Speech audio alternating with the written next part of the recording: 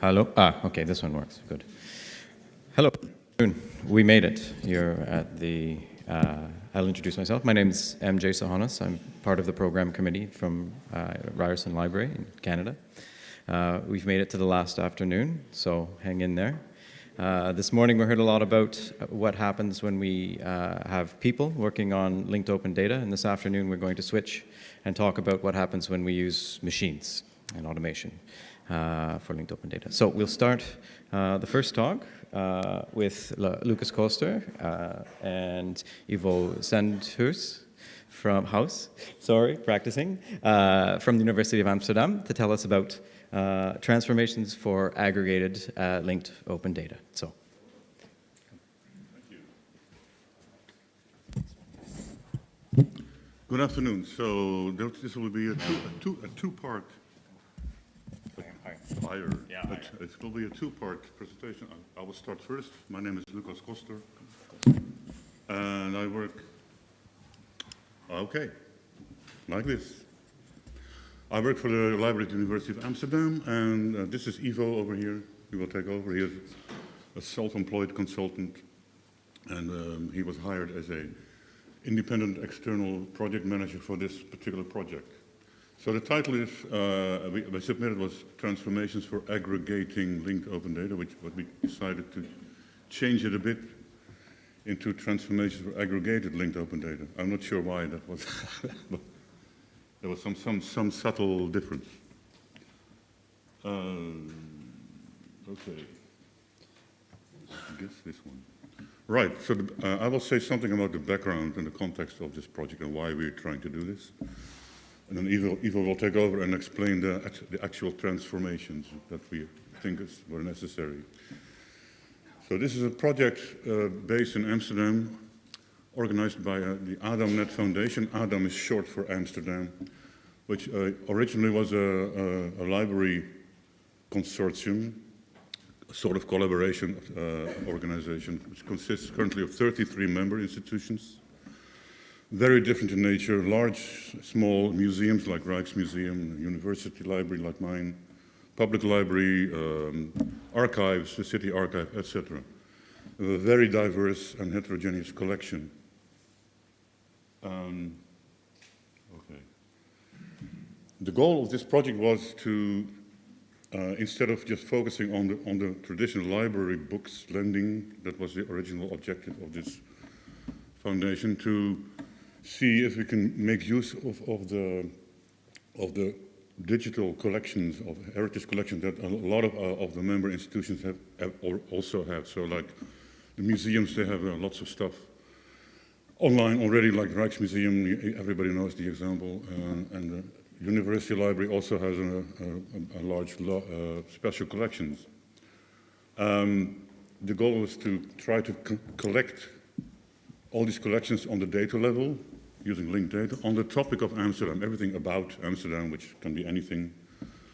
And the objective was to only do this on a data level, so there were no applications involved. That was not a part of the project, although, of course, we needed some kind of showcases and pilots to show that it actually works.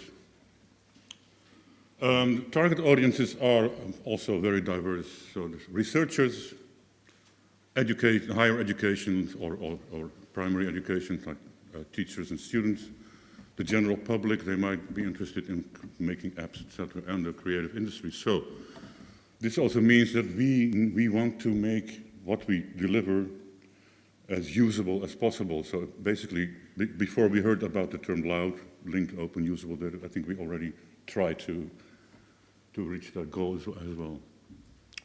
We started off with an initial collection of 5 participating institutions. Amsterdam Museum, the City Archive, the International Institute of Social History, my university, and the Public Library. They all have very different kinds of image databases, texts, books, etc. Everything you can imagine we have there. So we needed to make, of course, a selection of what to put in the first year, the project. We chose Triply, which is a linked open data platform, as the platform that we would try to achieve and bring all this together.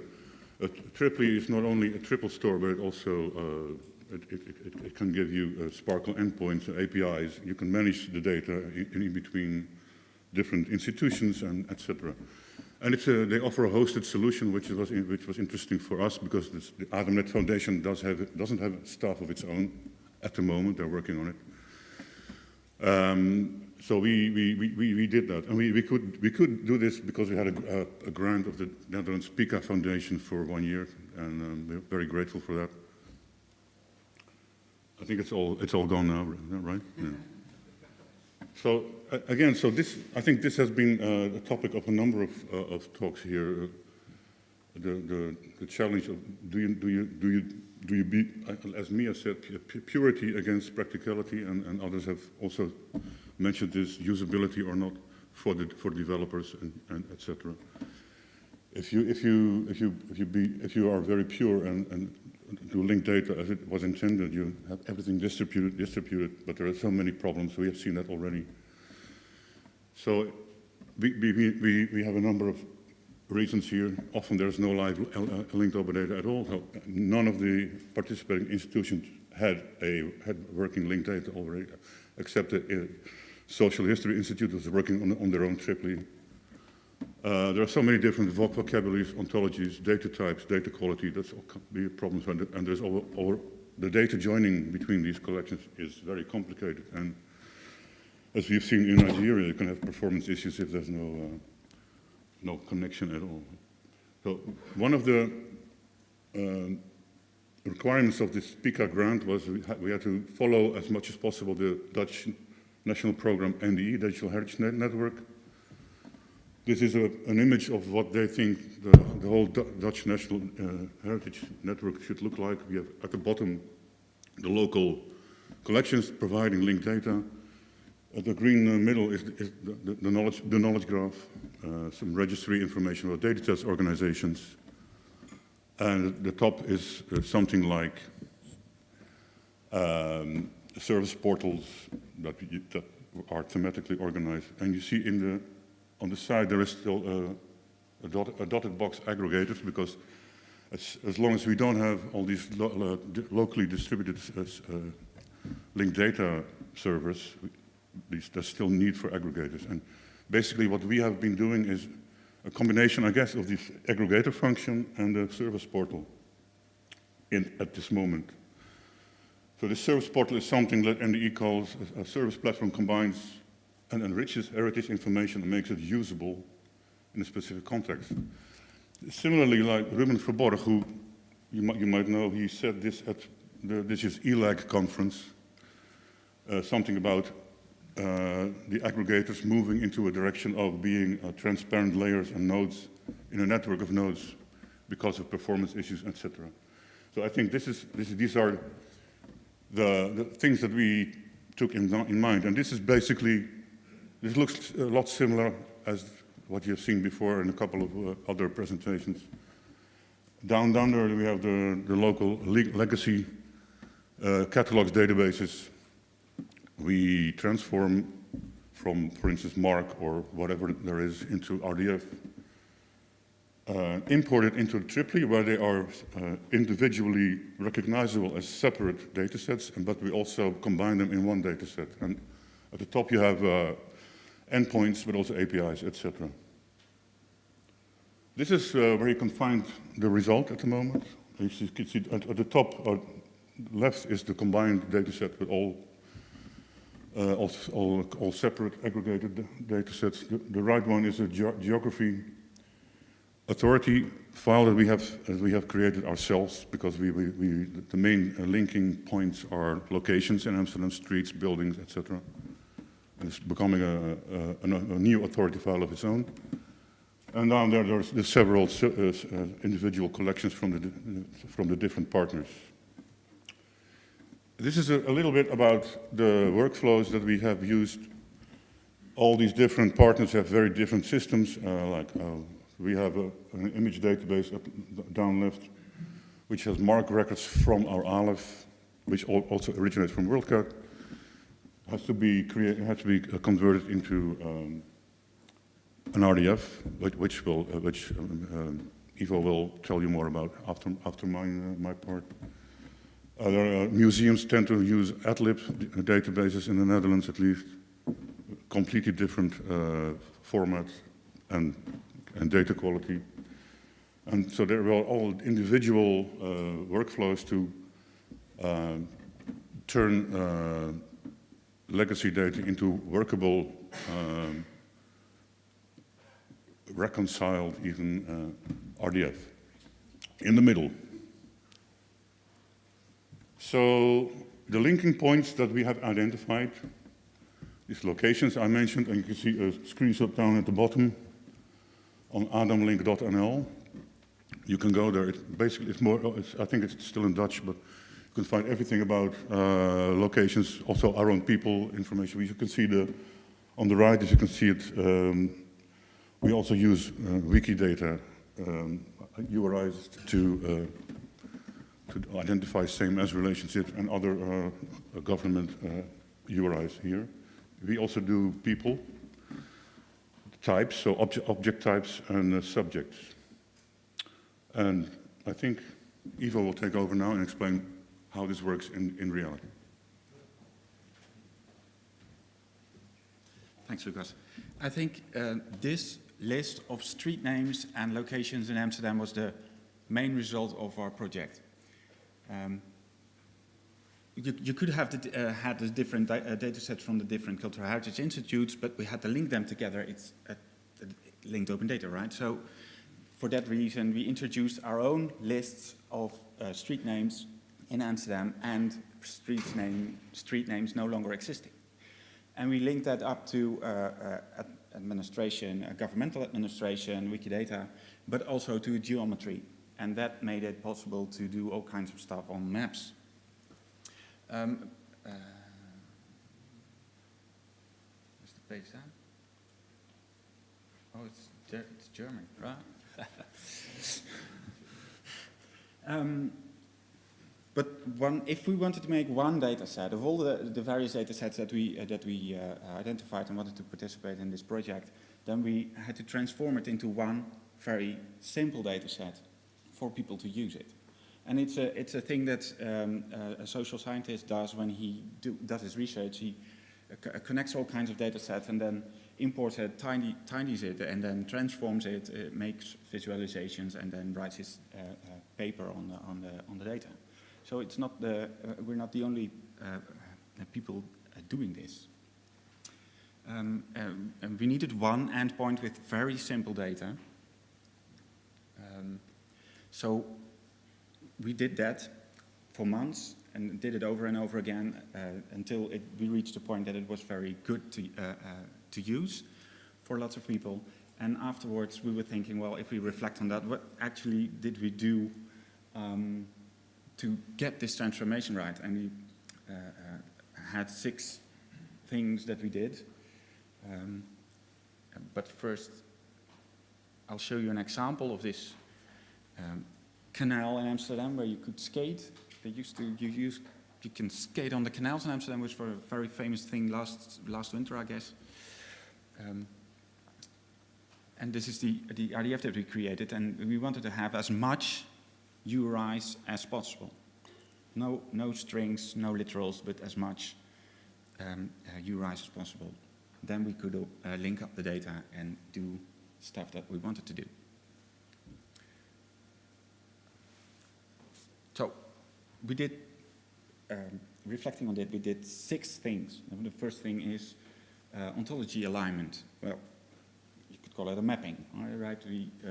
We got data from a European data model, and we got data in Dublin Core format, in schema.org format, and we had to reconcile that into one format, and we didn't choose one ontology, but mixed up all kinds of different parts. So we used the RDF type and FOV depiction and RDFS label. Those 3 were forced upon us by the application that says, well, if you have these 3 things in your record, then we can do a simple visualization of your data record. And besides that, we used a lot of Dublin core things, Dublin core terms, especially the spatial thing, where we put in the street that we introduced, and did some dating, obviously. So that was one thing. We had to do shifting of properties, but the second thing was that we had to do some alignment of the authorities. Some of the data set from the museum had a big list of artists, which is a Dutch list called Aggregators, but the library obviously had VIAF, but they didn't, there was no alignment between those two lists. So we had to do that ourselves, and some of the data was in Wikidata as well. So we introduced a new URI for every person that was in our, that was my reaction as well. So I said, do we have to, we had, there was not one system that contained all the persons that we needed. So we introduced our own URIs and hooked all the stuff up to that. Now, we'll see how that works in the future, right? Subjects were mostly spatial. That's the main thing that we wanted to elaborate on. And for type, we could use the art and architecture thesaurus. That was fine for us. And some of the people who used that already, so that was easy.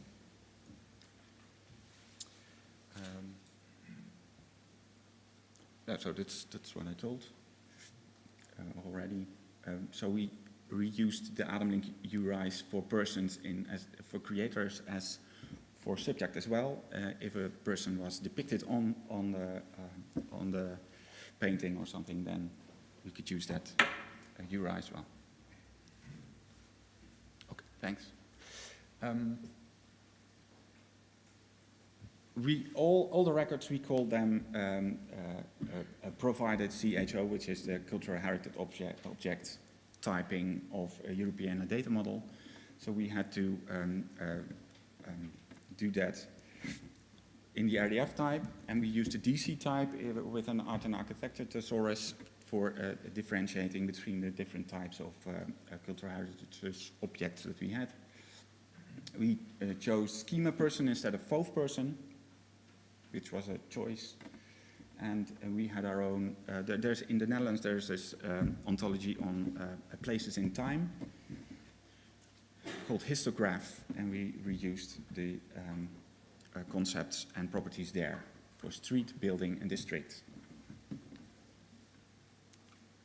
Okay, so our idea was that we created a new data set. So we transformed all those different data sets into one big new data set, and for that reason, we wanted to give that data set a name and state that the new created records were in the same data set, were in this particular data set. So we used void in data set to do that, and some other dcat and void stuff to describe the data sets. But we had to add that statements to the data that we already had. Sometimes we had to restructure the data. A European data model can be very elaborate, and we wanted to have it as simple as possible. So if you want to reach a depiction of a cultural heritage object in EDM, then you have to follow a path through the data, and we restructured that into one path via FOV depiction. And the data typing, we were not there yet, but we noticed that some of the data that we got was in string format while it was a date, or in the wrong integer format. So that should be something that we should do to get a better data set again. But on the other hand, maybe that we could do and stimulate our providing institutes to do that in a better way for themselves. That's the main. So we, in the discussion, decentral or central, we want all the participating institutes to include the URIs themselves in their own data set. Then for us doing the transformation only for the stuff that we want to do for people to use the data set in a better way. And to give one example is that we had a week with students building on top of the Sparkle endpoints all kinds of different examples on what could you do if you have this data available. And they made over 30 different applications, prototyped over 30 applications on that. So we were very happy to see that it could be used, and it could be used in all kinds of different ways. And no, I think we made a progress in that sense, and in the sense that we convinced a lot of directors of cultural heritage institutes that this is the way to go, and that they have to implement their own linked data infrastructure to provide linked open data to us. So that's all. And we have made a URL where you could download a document where we've described the things we did. So, thank you.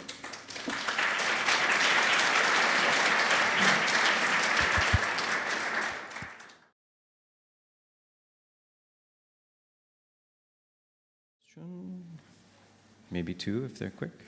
Yes. Let's see if this works.